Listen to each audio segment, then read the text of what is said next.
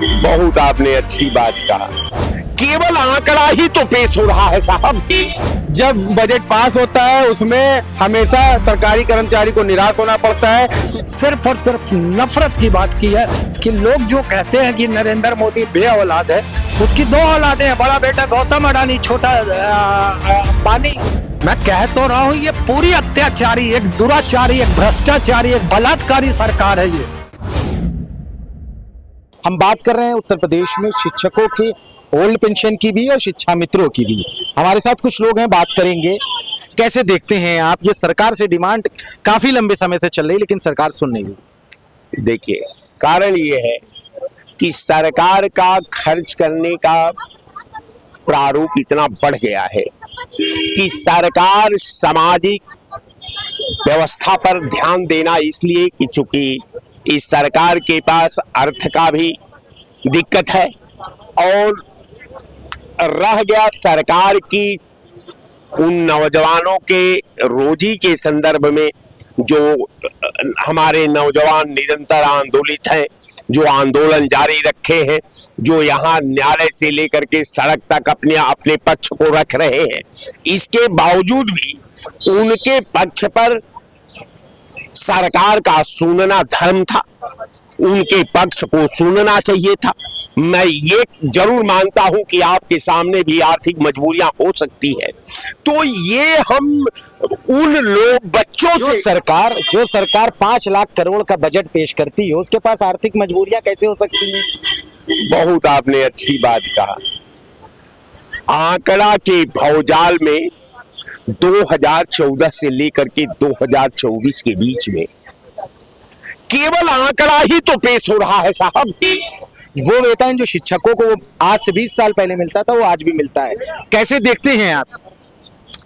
देखिए, आज जो स्थिति है उसमें सरकारी कर्मचारी, वो शिक्षा कर्मचारी हो या फिर अन्यथा किसी भी विभाग का कर्मचारी हो, ओल्ड पेंशन जो है ये बड़ा मुद्दा है प्रदेश में। आप देख रहे हैं जिस तरीके से हर साल बजट पेश होता है, बजट आंकड़ा जब पड़ता है तो सरकारी कर्मचारी की भावनाएं लगी रहती हैं कि शायद उनके लिए अच्छा फैसला अब ओल्ड पेंशन पे आ सकता है।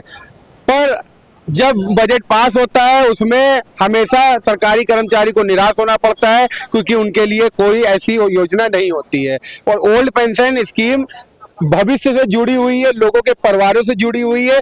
अगर कोई आप किसी की पेंशन नहीं देंगे तो आप ये सोचिए उसका घर कैसे चलेगा।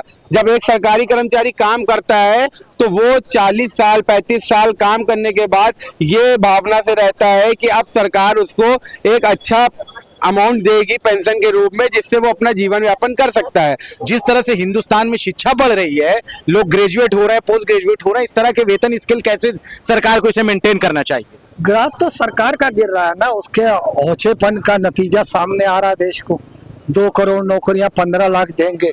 अब आप पेंशन पे आ जाइए। 2004 पे आप कह रहे हो जब किया गया था, दी गई थी नौकरी, तो फिर 2005 को उनको आपने जॉब दिया। शुरुआत तो 2004 में हुई थी, तो कहीं ना कहीं आप उसको पेंशन का भागीदारी क्यों नहीं बना रहे, क्यों नहीं आप उसको पेंशन दे रहे?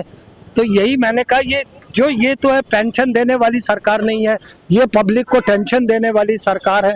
चाहे 11 साल से केंद्र की सरकार हो, चाहे उत्तर प्रदेश में 8 साल की सरकार हो, चाहे शिक्षक भर्ती की बात हो, चाहे युवाओं की भर्ती की बात हो, चाहे जिस भी तरीके की भर्ती की बात हो या पेंशन की बात हो, ये सरकार पूरी तरीके से हर क्षेत्र में, अगर मैं मोटा कहूँ तो शिक्षा, रोजगार, स्वास्थ्य, नौकरियां, महंगाई, सुरक्षा पर ये पूरी तरीके से एक विफल सरकार है। ये सिर्फ और सिर्फ नफरत के बुनियाद पर आने की बात करती है, हिंदू मुस्लिम पर आने की बात करती है, मंगलसूत्र में बात करने की बात करती है, सिंदूर पे आने की बात करती है। ये सिर्फ नफरती एजेंडे को लाएंगे। ये अटल जी ने ही पेंशन को बंद किया था जहां तक मेरी जानकारी आ रही है, और ये इनकी पार्टी का खून है, ये इनके खून में है, गद्दारी इनके खून में है। भाजपा की सिर्फ और सिर्फ नफरत की बात की है, सिर्फ और सिर्फ बांटने की बात की है। मैंने कहा ना, पेंशन तो छोड़िए, आप शिक्षा, रोजगार, स्वास्थ्य, नौकरियां, महंगाई, यानी जो दावा है सबका साथ, सबका विकास और सबका विश्वास, विश्वास में विश्वासघात है क्या? बिल्कुल, डेफिनेटली विश्वासघात ही है। और विकास तो मैंने आपको बताया कितनी बार कि लोग जो कहते हैं कि नरेंद्र मोदी बे औलाद है, उसकी 2 औलादे हैं, बड़ा बेटा गौतम अडानी, छोटा अंबानी।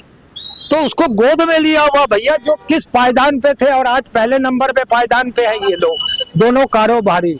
शिक्षक का ग्राफ गिरता चला जा रहा है, कोई जो है पेंशन के लिए प्रदर्शन कर रहा है, 3500 पा रहा है, तो लगता है कि ये अत्याचार है।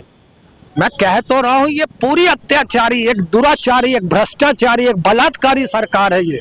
देश के पटल पर एक न तो इनके हाथ में लोकतंत्र है, और जिस तरीके से 2023 में 28 मई को संगोल रखा गया था नई संसद में, न ये लोकतंत्र के लायक है, न ये राजतंत्र के लायक है, ये सिर्फ और सिर्फ गुंडा तंत्र के लायक है। और देश भर में इनकी सरकार गुंडा तंत्र के तहत चलती है और यही ये करते रहेंगे। मैं आपको बता दूं, ये तमाम लोग हैं, तमाम प्रक्रियाएं आई, तमाम चीजें हुई, शिक्षा, ओल्ड पेंशन से लेकर तमाम मुद्दों पर बातचीत करते हुए लोगों ने क्या कुछ कहा, हमने आप तक पहुंचाया। लखनऊ से सहयोगी आयुष सोनी के साथ मैं अली नकीद, लीडर हिंदी।